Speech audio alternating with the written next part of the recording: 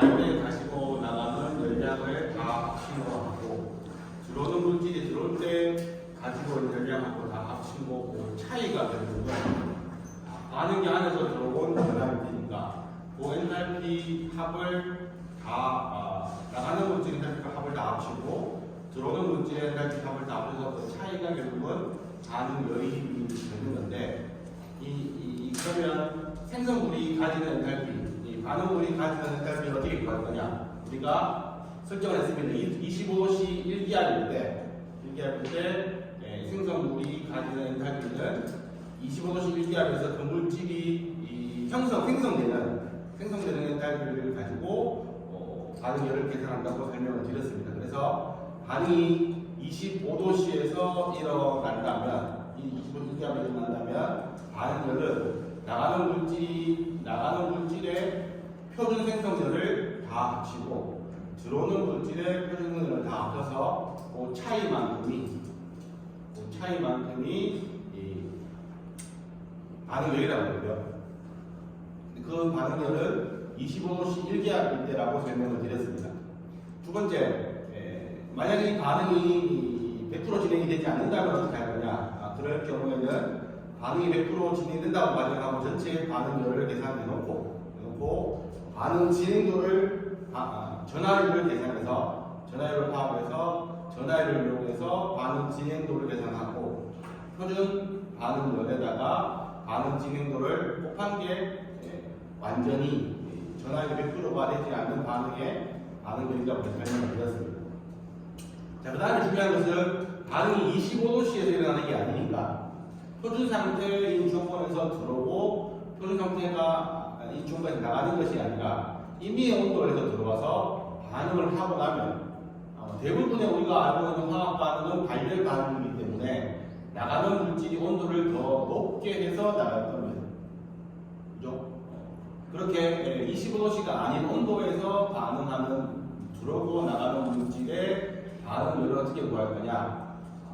가장 뭐가 쉬운지를 보겠습니다. 첫 번째 방법은 뭐였냐면 우리가 파악한 거는 25도씨 표준 상태에서의 반응물이 표준 상태에서 들어오고 반응물이 표준 상태에서 나가는 경우에 반응열은 우리가 쉽게 구할 수 있습니다. 그런 방법을 앞에서 배웠습니다. 그럼 이거를 이용해서 Ti라는 온도에서 들어와서 T라는 온도에서 나갈 때 얘를 바로 가는 반응열을 구하는 것이 아니라 세 가지 단계로 나누자고 했습니다.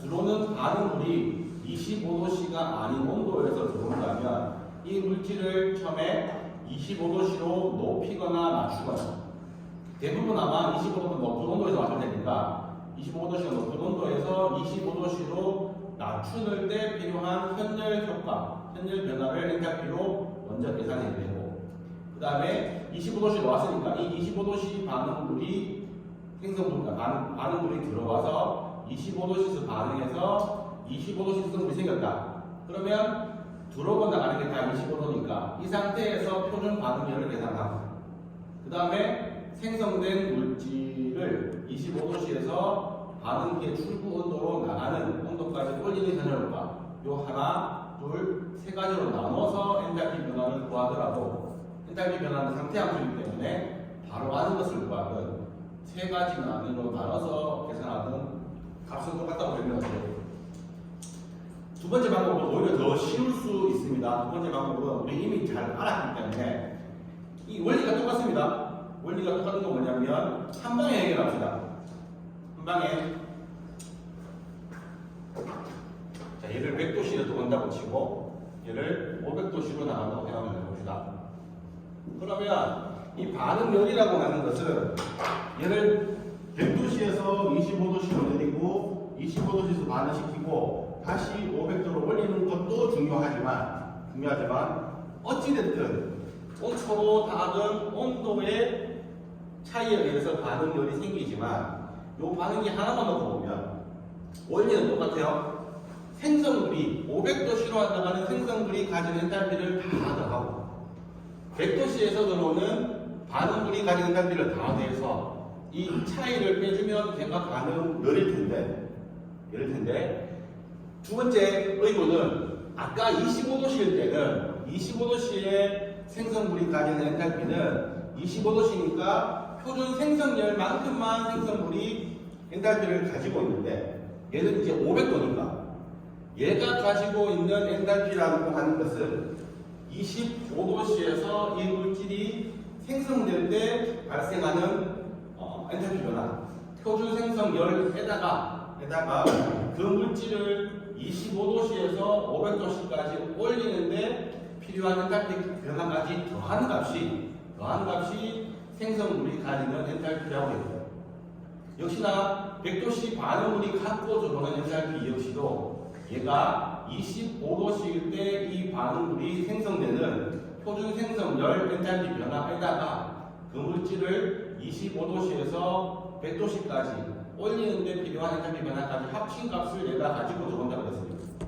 그래서 들어오는 나가는 물질이 가지는 엔탈피를 다 합치고 들어오는 물질이 가지는 엔탈피를 다 합쳐서 차이를 빼면 걔가 역시도 반응열을 계산하는 방법이라고 설명을 드렸습니다. 그래서 10.4의 문제는 3단계로 가는 거, 10.5의 문제는 똑같은 문제지만 한 단계로 가는 문제라고 설명을 드렸고 거기에다 문제를 풀어봤고 예를 들면 10.6을 풀었습니다. 10.6은 어떻게 풀었냐면 물질수지를 써보니까 물질수지가 안 풀리는 겁니다. 지금 보기 어렵지만 물질수지를 풀어보니까 미지수의 개수보다 식의 개수가 하나가 적었기 때문에 식을 풀 수가 없어요. 그때 우리가 에너지 수지식을 세워보니까 식이 하나 더 생김으로 인해서 물질 수지와 에너지 수지를 통합해서 완벽하게 물질 수지를 세울 수 있었다라는 이야기였고요. 결국 대부분의 우리가 문제를 풀 반응기에서의 에너지 수지는 델타 E는 Q 플러스 W에 델타 H P K인데 대부분의 경우는 정상 상태를 살펴보기 때문에 얘는 제로. 반응하기 위해서 기준은 1도 제로. 그 다음에 운동 에너지 위치에서도 대부분 다 제로로. 따라서 제로는 Q 마이너스 델타 H. 따라서 Q는 델타 H. 반응에 의해 생긴 엔탈피 변화가 반응열로 밖으로 빠져나오거나 가지고 나오거나 하는 요게 핵심이라고 생각하시면 돼요. 열 변화가 서로 없었다. 그러면 열 변화가 단열 반응이 없었다. 그러면 델타 H가 제로라는 이야기는 나오는 물질의 엔탈피 변화랑 들어오는 물질의 엔탈피 변화가 똑같다. 그렇다고 해서 엔탈피 변화가 올렸던 게 아니라 들어오는 물질은 엔탈피를 남에게 줄 수 있죠. 서로 다른 물질이 들어왔기 때문에 한 명은 엔탈피를 잃고 한 명은 엔탈피를 얻어서 들어오고 나오고 하기 때문에 요 식에 의해서 에너지 수지를 세워보면 된다고 설명을 했습니다. 식을 하나만 더 풀어볼까요? 자, 얘는 10.7입니다. 정일정한 압력에서 100%의 과잉 공기로 CO를 연소시킬 때 이론 불포 농도를 구하라. 반응물은 100도씨 1기압에서 도입된다. 이제부터 이해를 해봅시다. 자, CO가 들어오네요. CO가 100도에서 들어오고 공기가 또 100도에서 들어온다면 물론 공기는 산소가 21%, 질소가 79%서 뛰어서 들어올 겁니다. 들어와서 CO가 산소를 만나서 반응을 할 테니 이런 반응이 일어날 겁니다. 이 반응을 잘 일어나게 하기 위해서 산소를, 공기를 100% 과잉으로 집어넣어준답니다. 그렇더라도 CO가 다 반응 안 할 수도 있지만 문제에서 생성물로 생기는 거 보니까 CO2는 나오고 N2와 O2는 나오는데 생성물로 나오는데 CO는 없습니다. 그 이야기는 결국 뭐냐면 CO는 하나도 남지 않고 다 반응해서 나온다는 건데 우리 앞에 문제에서는 뭘 보였냐면 서로 간에 들어가는 물질과 나가는 물질의 온도를 이미 정해줬습니다.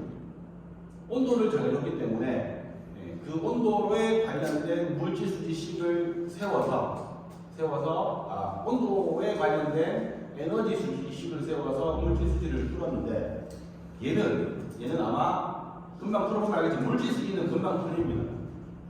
그러면 얘가 정상 상태로 유지되기 위해서 결국은 정상 상태로 유지된다는 이야기는 나가는 물질이 엔탈피를 다 합친 거나 들어오는 물질이 가진 엔탈피를 다 합친 거나 같아 있는 겁니다. 앞에는 온도를 주어졌기 때문에 그 온도에 해당하는 엔탈피를 구해서 나가는 물질 엔탈피를 다 합쳐봤어요. 합쳐보고 들어오는 물질의 엔탈피랑 합쳐서 얘가 같게 물질 수지의 생성물이 각각 몇 몰인지를 계산했는데 얘는 무슨 문제냐면 반응을 했기 때문에 반응열이 생기겠죠? 반응열에 의해서 반응의 온도가 뜨거워졌을 겁니다. 온도가 올라가서 100도에서 반응했으면 200도나 300도나 400도의 온도로 도달된 상태에서 CO2랑 N2랑 O2가 나갈 거예요. 근데 이게 정상 상태로 에너지 수직을 세워서 결국은 이 에너지 밸런스를 맞춰주려면 나가는 물질의 온도가 몇 도가 되어야지만 에너지 수지가 맞는지를 온도를 구하라는 겁니다. 이해되십니까? 우리 뭐냐면 앞에는 이 문제를 생각해 봅시다. 25도씨로 두 개가 들어오고 세 개가 들어와서 반응해서 500도씨, 900도씨 나가는 온도가 정해졌어요. 이걸 맞춰주기 위해서 이 식을 맞춰주려면 출구의 몰수가 몇 몰이 나간지를 계산하는 거였지만 이번 문제는 얘의 몰수는 다 알 수 있습니다. 물질 수지만으로 이미 구했는데 들어오고 나가고 하는 물질의 몰수는 다 아는데 반응에 의해서 생겨서 나가는 물질의 온도가 몇 도가 돼서 나가는지를 구하라는 겁니다. 이 온도가 왜 중요하냐면 나가는 물질의 온도에 따라서 이 나가는 물질이 가진 엔탈피 변화가 다르겠죠. 네. 그래서 그 에너지 수지를 만족시키는 이 온도를 찾아보라는 겁니다. 문제가 쉽지는 않고 하지만 한번 또 새로운 유형의 문제이기 때문에 한번 풀어봤으면 좋겠습니다.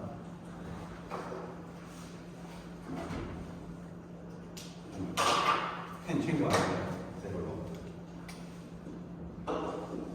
자, 반응 뒤에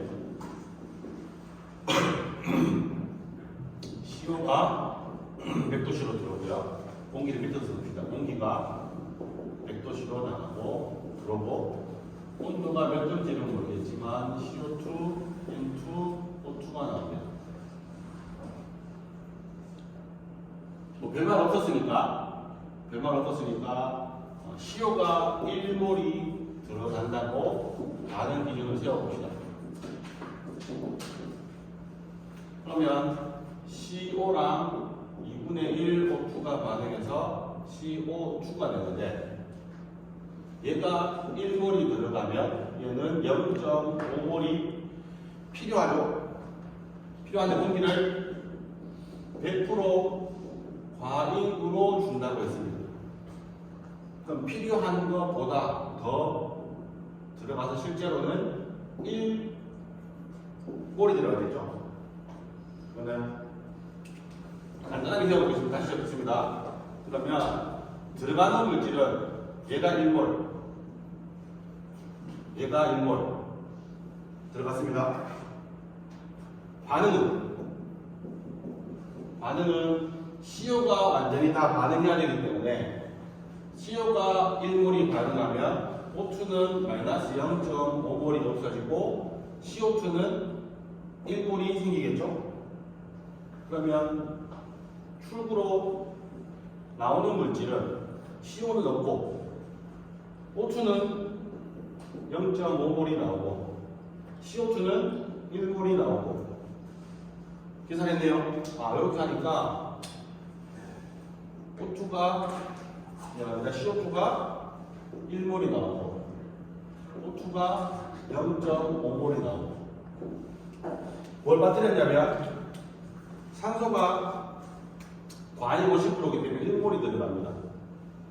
이거와 같이 들어가는 지수를 계산해 봅시다. 1몰의 산소가 들어가는데 0.21몰의 산소하고 0.79몰의 질소가 같이 들어가니까 1몰의 산소가 들어가면 아마 3.1 3.76몰의 질소가 함께 들어갈 겁니다. 그러면 질소는 3.76몰입니다.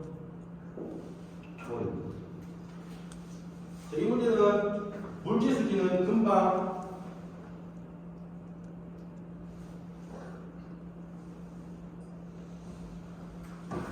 세워졌습니다. 세워졌는데 뭐죠? 에너지 수지는 물질 수지는 금방 세워져서 들어오는 물질의 몰수를 다 합니다. 다시 볼까요? 얘가 1몰, 여기 보면 산소가 1몰, 질소는 3.76몰. 하나 들어가고 2개 들어가고 이렇게 나옵니다. 이 상태에서 에너지 수직을 세워봅시다. 이 온도를 구하려고. 뭘 해야 되냐면, 봅시다, 다시 쓰지만 전체 에너지 수지는 Q 플러스 W 델타 H P K입니다. 실제로 정상 상태니까 축소되는 게 없고, 단열, 열 없다 그랬고, 운동 에너지 유치 에너지 없으니까 얘는 델타 H는 제로. 무슨 말이냐면 나오는 물질의 엔탈피랑 들어오는 물질의 엔탈피가 같다. 요 식을 구하면 됩니다. 근데 우리가 뭘 보느냐? 물질의 핵심은 도입되는 물질 100도씨 CO가 가지고 들어오는 엔탈피는 CO 1몰이 25도씨에서 생성될 때 표준 생성열을 가지고 들어오고, 거기에다가 25도씨 1몰의 CO를 100도씨까지 올리는 데 필요한 열변화까지 합친 것들을 갖고 들어옵니다. 공기도 산소 1몰과 질소 3.76몰이 25도씨에서 표준 생성열을 계산해야 되겠지만, 산소와 질소는 표준 생성열은 없으니까 날아가고, 이 산소 1몰과 질소 3.76몰을 25도씨에서 100도씨까지 올리는 데 필요한 현열 변화, 현열 변화를 가지고 들어옵니다. 우리는 얘를 구할 수 있어요. 얘를 구할 수 있는데 얘를 못 구합니다. 왜? 온도를 모르니까. 그래서 책 봅시다. 정리해 볼게요. 다시 이렇게 나누고 책에 어떻게 풀었냐면, 들어오는 물질은 CO가 1몰, 산소 1몰, 질소가 3.76몰이고, 얘가 들어올 때 100도씨를 절편도로 바꿨네요. 373도, 373K로 들어옵니다. 들어오고, 이 CO의 표준 생성열은 마이너스 11만 110,520. 산소 질소의 표준 생성열은 0. 맞죠? 그 다음에 테이블을 찾아야 되겠지만, 찾은 것들을 제가 이미 나열해놨습니다. 요 값은 뭐냐면 25도씨의 CO를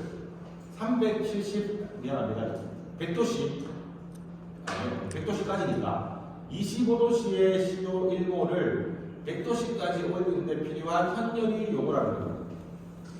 무슨 말이냐면 728J/몰은 무슨 값이냐면 25도씨 환산하면 298K에서의 CO의 엔탈피, 얘는 373K에서의 CO 엔탈피. 이 차이가 뭐냐면 결국은 298K에서 373K까지 온도를 올리는 데 필요한 엔탈피 변화가 그만큼이 되죠. 똑같이 요거는 테이블을 찾아야 됩니다. 산소가 마찬가지. 산소는 원소 화합물이기 때문에 표준 생성열은 0. 하지만 25도씨의 산소가 가지는 엔탈피는 요거 373도씨 유명합니다. 100도씨의 산소가 가지는 엔탈피는 요거. 요 차이만큼이 25도씨의 산소 1몰을 100도씨까지 올리는 데 필요한 현열 변화. 질소도 마찬가지죠. 질소는 요거는 0. 25도씨에서 100도씨까지 올리는 현열 변화를 CO의 관점에서 보면 생성열에다가 현열을 1몰 곱해서 더하면 이 값이 나옵니다. 산소도 생성열은 0, 현열은 요거, 요 차이를 빼고 곱하기 1몰 하면 이 값이 나옵니다. 질소는 표준 생성률은 제로. 현열 효과는 요건데 1몰이 아니라 3.76몰이니까 요거 차이에다가 3.76몰을 곱하면 요게 나옵니다. 그럼 요 세 개를 싹 더하면 뭐냐면 마이너스 97891이라는 값이 뭐냐면 요겁니다. 요거. 나오는 물질이 가지고 미안합니다. 들어가는 도인물이 갖고 들어가는 엔탈피 변화. 요거는 고정이 되어있습니다. 고정. 픽스가 됐죠. 근데 배출물이 CO2, O2, 질소가 1몰, 0.5몰, 3.76몰이 나오는 거는 알겠는데 몇 도로 나오는지를 모르기 때문에 얘가 가지는 CO2, O2 질소의 표준 생성률은 계산할 수 있지만 현열을 계산할 수가 없는 거예요. 그래서 구하는 방법은 트라이얼 해야 돼요. 시도해보는 수밖에 없어요. 우리는 감은 없지만 예를 들어서 보통 사람이 예측을 해봐서 얘 올라가면 아마 한 2000K까지 올라갈 거야. 해서 첫 번째 가정을 했습니다. 출구의 온도가 첫 번째 출구의 온도가 2000K라고 가정하고 에너지 수준을 세워보겠습니다. 그러면 CO2 1몰, 산소 0.5몰, 질소 3.76몰인데 CO2는 2000K로 나올 때 CO2가 가지고 있는 엔탈피 변화는 25도씨에서 표준 생성열에다가 요 값이 뭐냐면 요거는 헷갈리는 데가 내가 이제 절대온도 이야기할게요.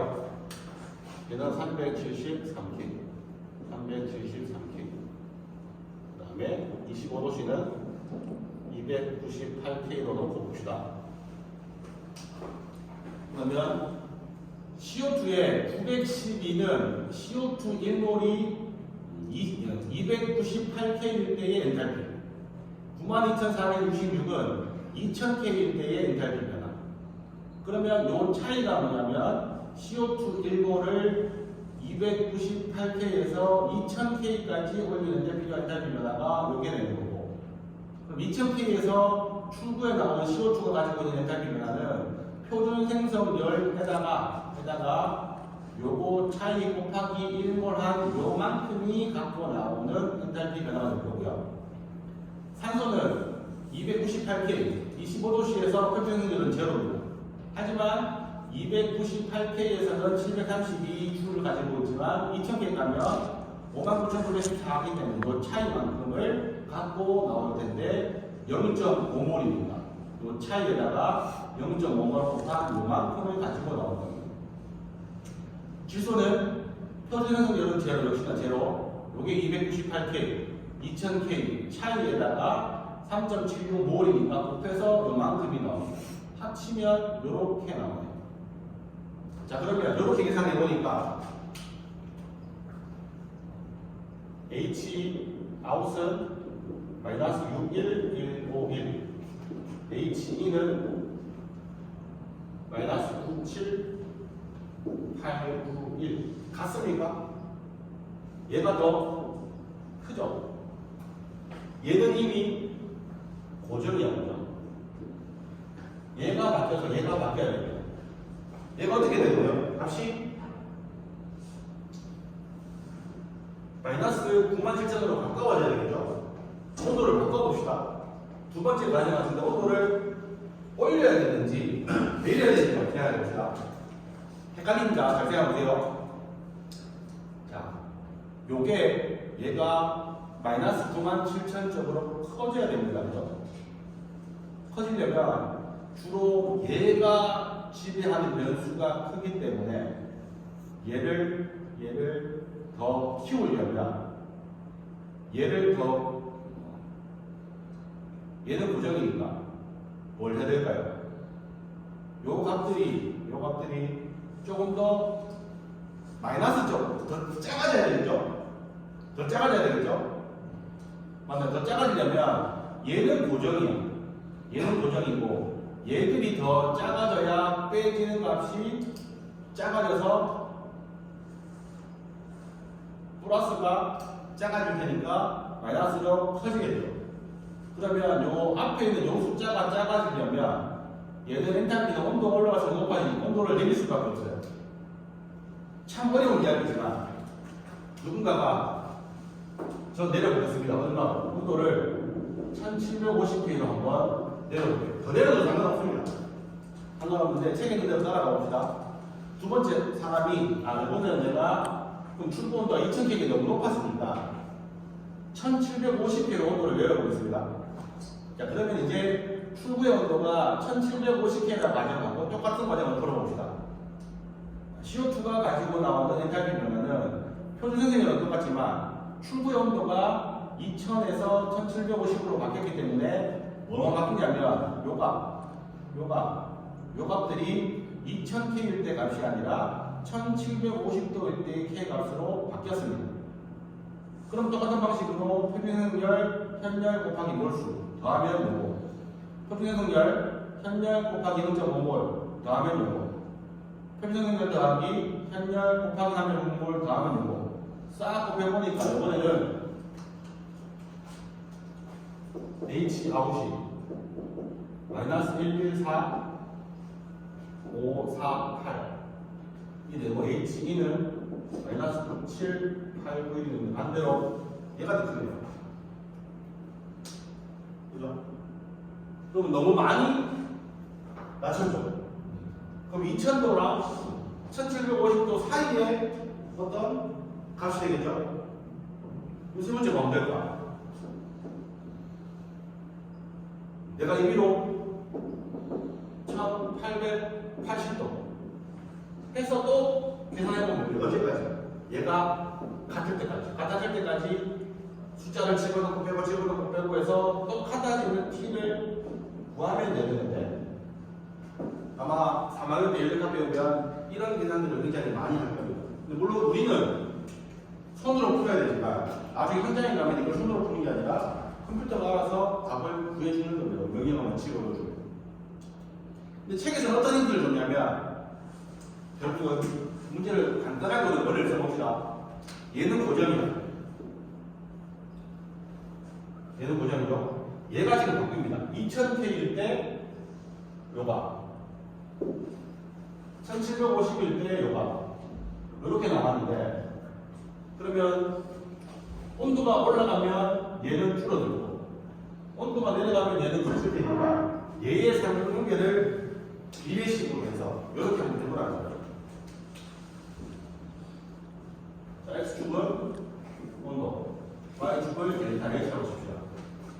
온도가 내가 T가 2000K일 때 값이 얼마냐면 61151 마이너스 61151 여기였고 온도가 1750K일 때는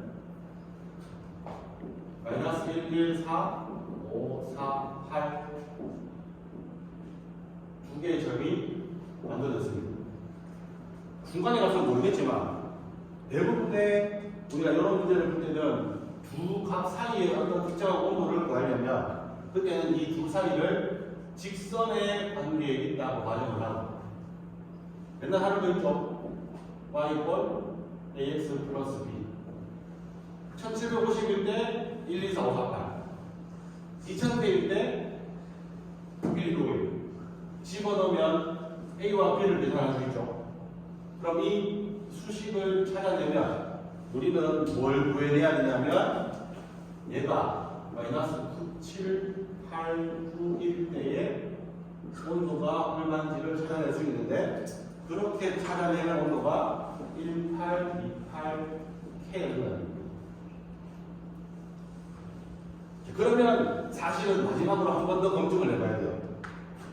마지막으로 온도가 1828K라고 가정하고 1828K라 가정하고 이 온도에서 얘들이 가지고 나가는 엔탈피를 다시 한번 찾아봐야 됩니다.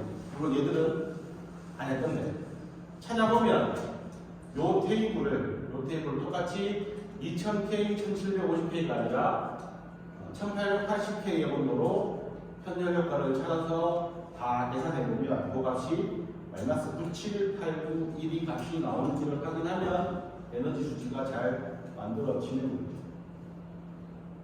사실은 이게 왜 중요하냐면 이렇게 반응기를 올렸는데 반응을 시키면 열이 발생하니까 온도가 굉장히 많이 올라갑니다. 1828개라는 몇 도인데 1500도는 그럼 우리 실험해보기도 전에 이렇게 반응시켰을 때 불꽃 온도라는 게 이상적이라면 안에 반응기의 온도가 1828K까지 올라갔으면 그 온도 그대로 출구로 계속 나오겠죠. 그렇다는 이야기는 이 반응을 통해서 반응기 온도가 몇 도까지 올라갈 수 있는지 예측할 수 있기 때문에 이걸 가지고 이 반응기의 저지를 구상할 수 있고 나머지 공작을 짓는 부재장치를 추측할 수 있기 때문에 이런 계산들을 어떻게 하는지 알아보는 게 좋을 것 같습니다. 이제는 두 가지 다 해가면 앞에는 물질수지 에너지 수지를 통해서 물질수지를 완성시키는 문제를 풀었었고 10.7은 물질수지 에너지 수지를 이용해서 출구의 반응가스의 온도까지 계산할 수 있는 능력을 여러분들이 가졌다고 생각하시면 됩니다. 10.9하고 10.10은 시간도 많이 걸리고 문제가 너무 복잡하고 어렵기 때문에 10.9 하나 문제는 풀지 않고 넘어가도록 하겠습니다. 그래서 이렇게 해서 반응열을 이용해서 에너지 수지를 이용해서 물질 수지 완성하는 방법들을 배우고 이렇게 끝내면 되는데 책에 한 가지 더 나왔습니다. 사실 이 연소열을 이용해서 반응열을 구하는 거죠. 이 연소열을 이용해서 반응열을 구하는 방법은 우리 표준 생성열을 가지고 지금 계산하고 있죠. 이거 방법이 정립되기 전에 만들어졌거든요. 그래서 사용하는 경우는 많진 않지만 단 한 가지의 열, 산소랑 반응해서 마지막에 나오는 이 저위 발열량, 고위 발열량이 활용되기 때문에 한번 살펴는 봅시다. 오히려 더 헷갈릴 수 있을 겁니다. 우리 지난번에 표준 생성열을 볼 때 테이블에 뭐가 있냐면 요게 뭐냐면 델타 H0F이기 때문에 모든 물질이 25도씨에서 생성될 때의 엔탈피 표준 생성열을 다 적어놨습니다. 요 물질에 대해서 오른쪽에 한 개 더 있어요. 이게 뭐냐면 C라고 붙였는데 연소입니다. 연소. 컨버스천인가? 컨버스천. 컨버스천. COM인지 내가 M인지 헷갈리는데 컨버스천. 연소라는 얘기예요. 연소. 연소의 C를 따서 연소열을 여기다가 다 적어놨습니다. 근데 이 연소열과 표준 생성열은 뭐 어떤 특정한 상관관계가 없어요. 무슨 말이냐면 연소열은 어떻게 적느냐면 25도씨 1기압일 때 어떤 물질을 산소랑 태워서 산소랑 반응해서 타면 우리 많이 시켜봤잖아, 그죠? 메탄을 산소랑 반응시키면 CO2와 H2O가 나온다. 물론 개수를 맞춰야 되겠죠. 자, 이때 발생하는 열은 뭘까요? 이걸 우리가 연소열이라고 정의를 한다는 겁니다. 얘는 어떻게 계산했을까? 왜 얘가 먼저 사용이 되냐면 우리 표준 생성열은 측정하기 쉽지 않죠? 근데 얘는 메탄하고 산소랑 태워서 발생하는 열을 하면 쉽기 때문에 이 연소열을 오히려 측정하기가 쉬웠기 때문에 사람들이 빨리 개발을 했다는 겁니다. 그래서 산소를 비롯한 물질에 산화되면 CO2, H2O로 주로 많이 산화되고 특이한 경우에 HCl들이 생성되는 경우도 가끔 있습니다. 어찌됐든지 간에 얘도 마찬가지 이론적으로 완전히 반응하는 걸로 했는데 차이는 뭐냐면 답을 어려운 거는 뭐냐면 자 메탄의 표준 연소열인데 얘는 보세요. 반응식에서 메탄이 생겨요, 없어져요? 없어지는 기준을 만들어요. 근데 표준 생성열은 메탄이 생성되는 거예요. 탄소와 두 개의 수소와 반응해서 메탄이 생성되는 반응에 대한 반응열이고, 메탄이 오른쪽에 있고 연소열은 메탄이 왼쪽에 있고 생성물로 되어 있기 때문에 얘들은 플러스 마이너스를 헷갈리면 안 됩니다. 그 설명을 다시 한번 드릴게요. 그래서 과정 한번 살펴봅시다. 모든 물질이 여기 나와 있는 여러 가지 물질이 표준 연소열이 나와 있는데, 이 표준 연소열을 영접하고 이 문제는 보지 말고 이거부터 먼저 합시다. 그래서 연소열을 이용해서 표준 반응열을 계산하는 방법은 이렇습니다. 반응물에 있는 물질의 표준 연소열을 다 더하고 생성물에 있는, 미안합니다. 이게 생성물이죠. 생성물에 있는 프로덕트, 생성물에 있는 모든 물질의 표준 연소열을 다 더하고 반응물에 있는 모든 물질의 표준 연소열을 다 더해서 빼주는 걸로 끝나는 게 아니라 빼준 값에다가 마이너스를 붙여줘야 얘가 반응열이 됩니다. 이 뜻까지는 뭐냐면 이거 배우세요. 뭐냐면 표준 반응열은 생성물의 표준 생성열을 다 더하고 반응물, 들어오는 물질, 도입되는 물질의 표준 생성열을 다 더해서 빼주면 걔가 차이만큼이 반응열이라고 이야기했습니다. 왜? 표준 생성열은 생성되는 물질이 오른쪽에 생성물 쪽에 있었습니다. 근데 표준 연소열의 경우는 메탄의 표준 연소열에 메탄이 왼쪽 편, 도입 물질로 가 있기 때문에 이 표준 연소열을 이용해서 반응열을 구하려면 생성물의 표준 연소열을 다 더하고 도입 물질의 연소열을 다 더해서 뺀 후에 그 값에다가 다시 마이너스를 붙여야 된다는 것이 핵심입니다. 예를 들어봅시다. 이런 반응이 있습니다. CO, H2O, CO2, 수소. 요 네 가지로 CO가 수소랑 반응해서 CO2랑 수소가 되는 이 수소가스 전환 반응이라고 하는 반응인데, 이 반응의 반응열을 구하래요. 그러면 뒤집어있는 거니까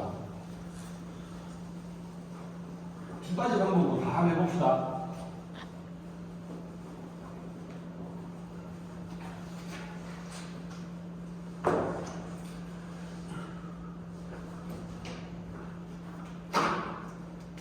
CO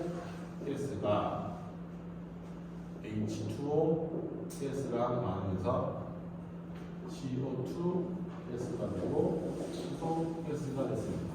얘의 RSM 반응열을 구합니다.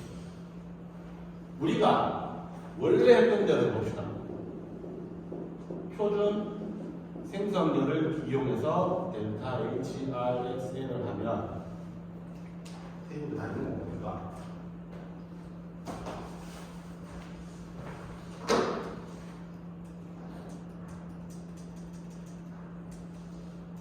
수소. 미안합니다.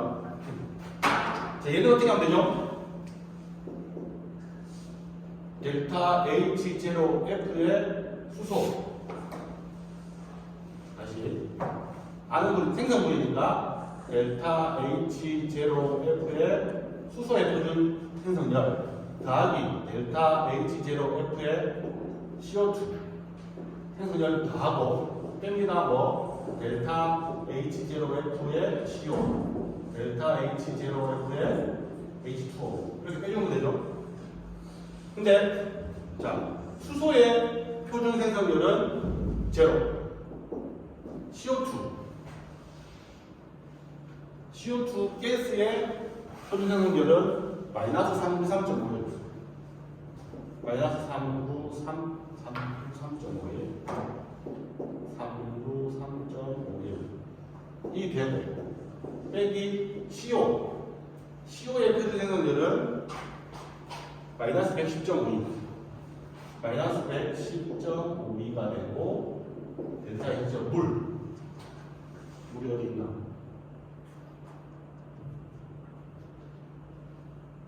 없어요.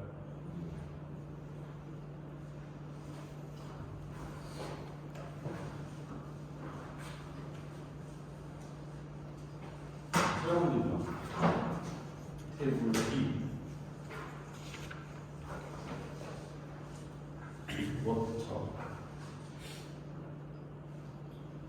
깼습니다. 241.82 마이너스 241.86 이렇게 하면 됩니다. 그죠? 요거 계산하는 값이 나오거든요. 요게 표준해석을 우리가 알고 있는 방법인데 요번에는 이렇게 하지 말고 표준 연소율을 넣어요. 연소율 똑같아요. 표준 연소율을 이용해서 반응률을 구하는 방법은 똑같죠. 델타 HRXN인데 얘는 마찬가지로 델타 H0C에 H2 델타 H0 연소율인데 CO2 빼기 델타 H0C에 CO 델타 H0C에 H2O 빼서 원하면 된다고 전체에 마이너스 곱지를 해줍니다.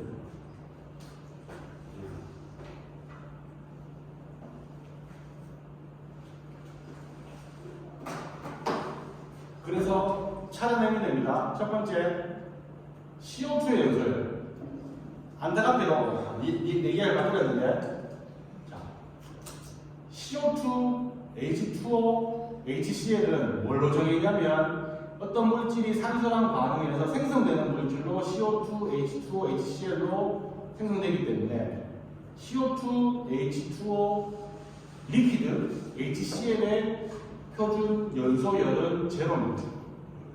그래서 CO2의 표준 연소열은 제로가 됩니다.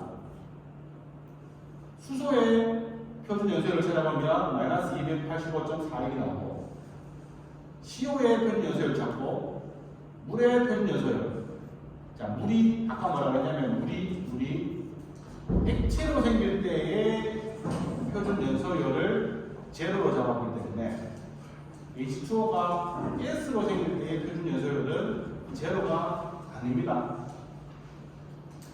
어디 안 적어놨네. 안 적어놨는데 책에 부록 뒤에 보면 697쪽 아닌데 뒤에 없어요. 685쪽 오른쪽 아래에서 5번째인가 보면 모터라고 하는데 모터는 표준 연소열, 표준 연소열, 액체일 때랑 기체일 때랑 다 다르죠. 그래서 찾아보면 요 값이 나옵니다. 그러면 요까지가 뭐냐면 생성물들의 표준 연소열, 요게 도입물들의 표준 연소열, 요거 빼기 요거 해서 나온 값에다가 마이너스를 붙여야 표준 반응률이 됩니다. 아마 계산은 안 해봤지만 비슷하겠죠? 얘는 마이너스 393.51이고 빼기 얘는 마이너스 110이니까 마이너스 342점 얼마 플러스 되니까 마이너스 40 얼마 주겠는데요. 이 방법으로 그러나 표준 연소율로 그러나 값은 똑같이 나옵니다. 그래서 정리하겠습니다. 표준 반응열을 계산할 때 두 가지 방법이 있습니다. 하나는 표준 생성열이고 하나는 표준 연소열인데 우리 대부분 표준 생성열로 계산하는 게 제일 쉽고 제일 좋습니다. 왜냐하면 얘는 옛날 방식이고 얘가 최근에 바뀌었기 때문에 최근이라는 게 최근 아니고 그것도 옛날입니다. 하지만 머릿속에 기억해야 될 것은 똑같은 반응열을 구하지만 표준 생성열을 이용해서 반응열을 구할 때는 생성되는 물질의 표준 생성열을 다 합치고 도입되는 물질의 표준 생성열을 다 합쳐서 뺀 그 차이만큼이 반응열이지만 연소열을 이용할 경우에는 생성되는 물질의 연소열을 다 합치고 도입되는 물질의 연소열을 다 합쳐서 뺀 후에 여기 앞에다가 마이너스까지 붙여야 반응열이 된다는 사실입니다. 연소열은 뒤에 다 나와요. 앞에 넘어갔던 요 문제는 뭐냐면 요런 반응이 있답니다. 젖산이 탄소하고 수소하고 산소랑 반응해서 C3H6O3라고 하는 물질이 생기는 요게 결국은 뭐예요? 요 물질이 생성되는 표준 생성열이죠. 표준 생성열입니다. 이 표준 생성열을 뭘 이용해서 연소열을 이용해서 이 반응식을 한번 계산해 보라는 겁니다. 얘는 그냥 테이블에서 얘 값을 찾으면 원소 화합물끼리 반응해서 만들어지는 거니까 이거는 C3H6O3라는 젖산이라는 물질이 생성되는 반응이기 때문에 얘는 표준 생성열 식하고 똑같아요. 근데 이 식을 연소 반응, 연소열을 이용해서 풀어보려면 자, C3H6O3가 산소랑 반응하면 탄소는 CO2로, 수소는 H2로 이렇게 반응이 되고 요 물질의 표준 연소열은 요만큼이라고 테이블에 나와 있습니다. 탄소인 경우는 산소랑 반응해서 CO2가 되는 이 탄소의 연소열은 요 값이라고 나와 있습니다. 수소 역시도 산소랑 반응해서 물이 되면 요 반응의 연소열도 마이너스 285.84라고 적혀있습니다. C3H6O3 요 물질, 탄소, 수소 세 가지 물질의 연소열을 이용해서 이 반응식의 표준 생성열, 반응열을 계산하라는 겁니다. 그럼 헤스의 법칙으로 요 반응식을 더하거나 빼거나 곱해서 요 식을 만들면 되는데 여기 책에 붙여놨습니다. 어떻게 해주면 되냐면 요거만 볼까요?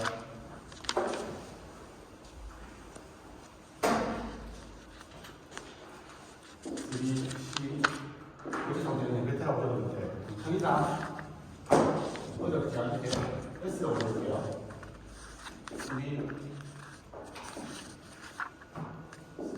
3H2S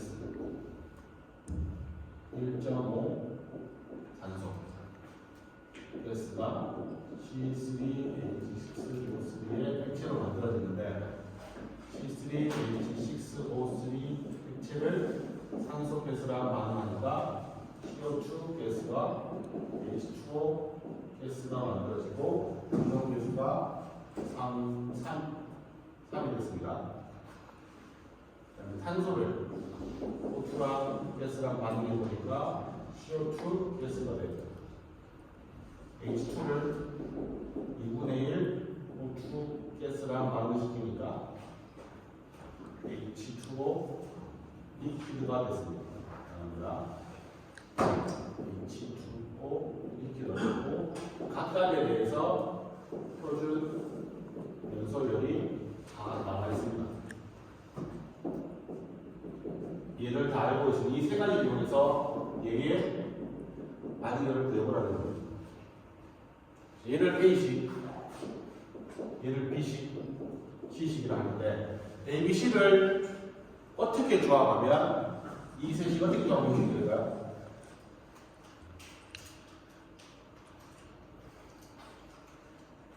여기까지 한번 예를 들어봅시다.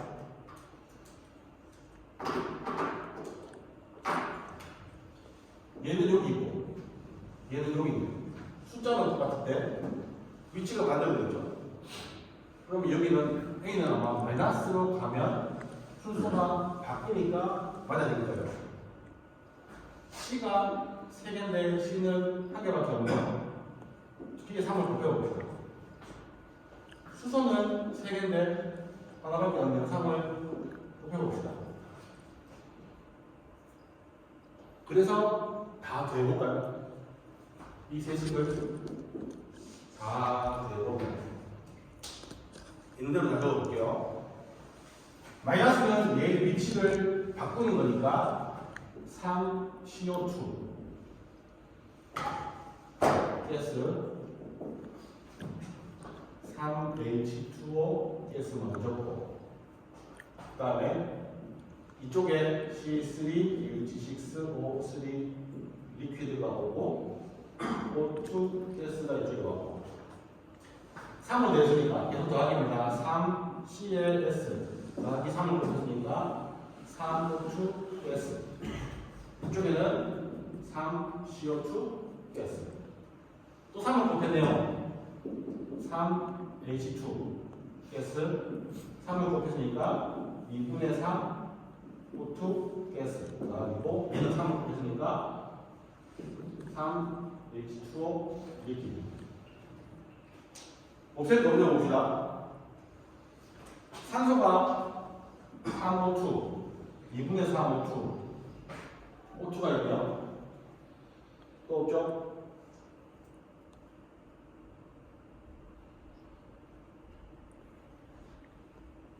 뭐 잘못된 것 같은데?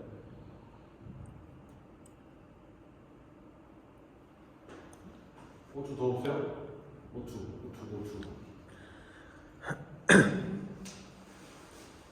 2O2, 3CO2.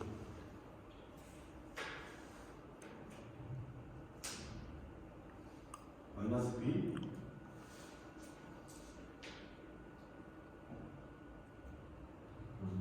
AG. 잘못 적었어? ACB.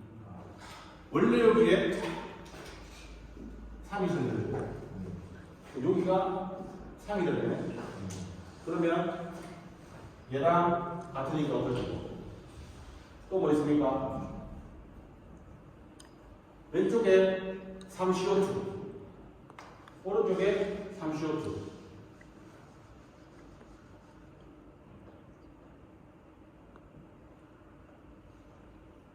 물은 데가 자꾸 적었나? H2O는 리퀴드.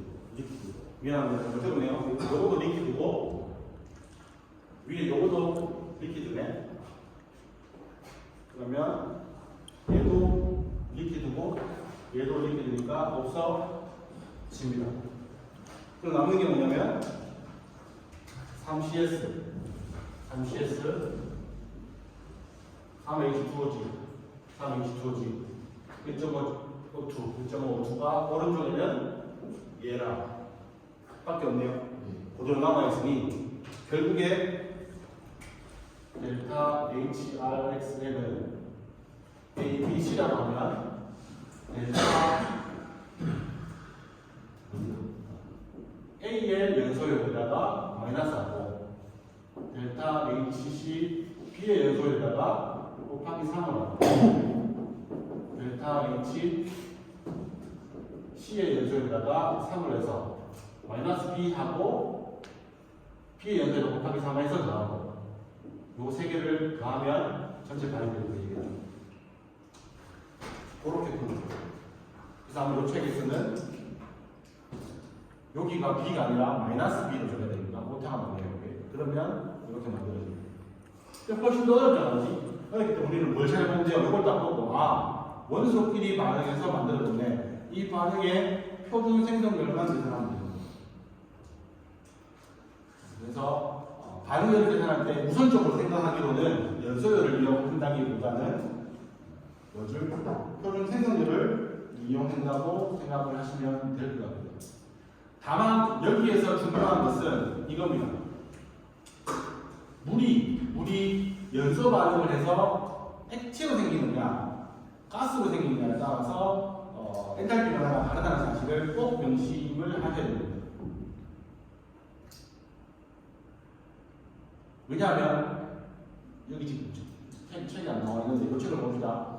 결국 H2O 가스의 표준 생성열은 마이너스 241.83이고 액체 H2의 표준 생성열은 마이너스 285.83 서로 다릅니다.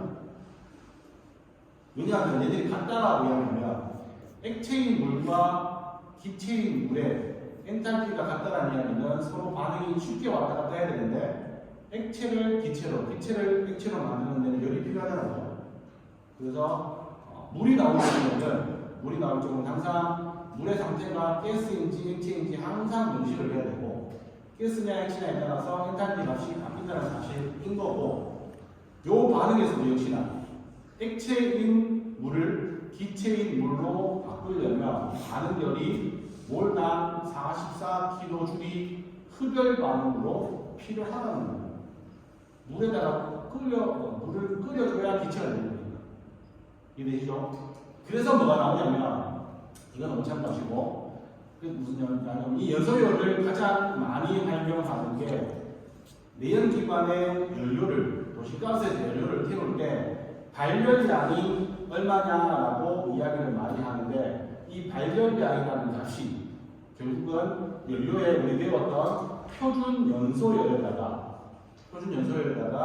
마이너스를 떼고 그 값을 우리가 양이라고 이야기합니다.